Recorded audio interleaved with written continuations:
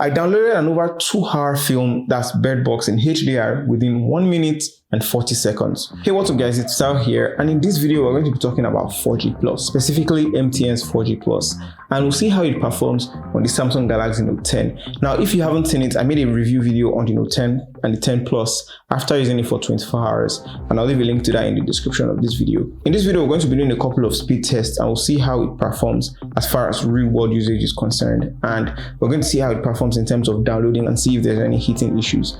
I've got my trusty heat gun right here, and without further ado, let's get to the video. Freeze! Drop your weapon. So MTN launched 4G Plus here in Nigeria back in June this year, specifically in Lagos, Abuja, and Port Harcourt.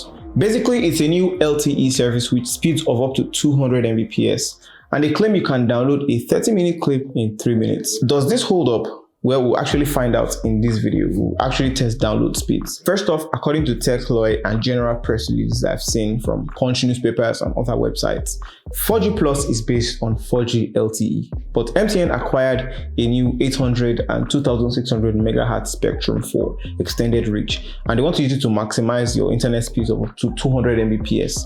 Something to note is that normal 4G LTE speeds range from 100 to 300 Mbps, but here you're getting speeds to 200 Mbps, which is kind of the average.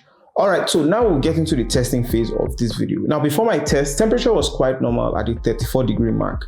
The first thing I'll do is to open up speedtest.net, which is a popular testing platform, and I'll test the speed of the connection. Also, something that I noticed in terms of how drastic the speed difference is that at midnight, I was getting speeds close to the minimum 100 Mbps at 90, while during the day, the maximum I was getting was like 88 Mbps at its highest point. It kept averaging 30 to 50 Mbps, and upload speed was like 29.4 Mbps at the max.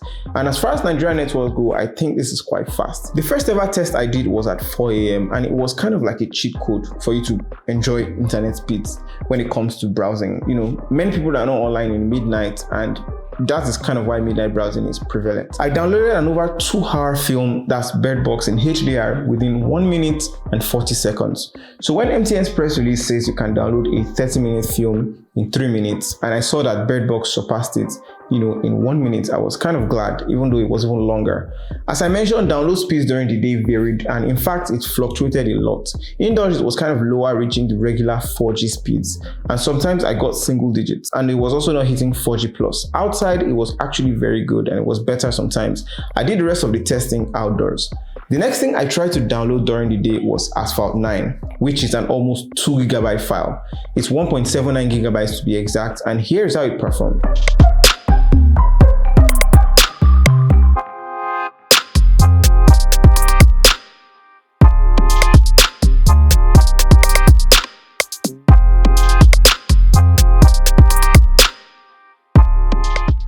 It downloaded in a record 4 minutes and 53 seconds in comparison to the previous download, which was Bird Box. That was a 641 MB file, and this is a 1.7 GB file.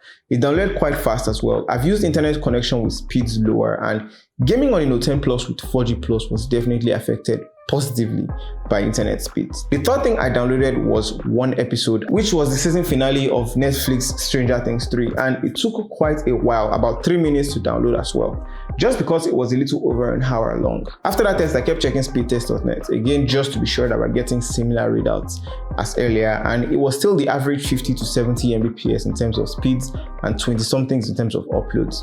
The last one I downloaded was Wine Country, an over an hour video. And before I proceed, Cine did a test with the S10 5G, and they downloaded it in under 11 seconds. Here with 4G Plus, it took 4 minutes and 40 seconds, which again varied. And one thing I noticed that the average time was like 3 minutes. As a mini verdict, I'll say the best time to enjoy 4G Plus is in the midnight. And after all my testing, I didn't even notice any overheating. Personally, I rarely experience this kind of internet speeds, at least in Nigeria. And I think that this kind of test is telling, especially when it comes to the mobile networks. 4G Plus, I think, is a step in the right direction in terms of the speed, in terms of what it has to offer. Let me know what you think of this 4G Plus in the comment section down below. Do you currently use MTN 4G Plus? Let me know in the comment section down below what your experience has been like. If you like this video, please hit that thumbs up button, and if you haven't, do subscribe. Thank you for watching this video, and I'll talk to you guys in my next video. Sir, it's just a heat gun. It's for measuring temperature. Generator? No. It's temperature, like how hot or cold something is. Alpha, anything for the boys?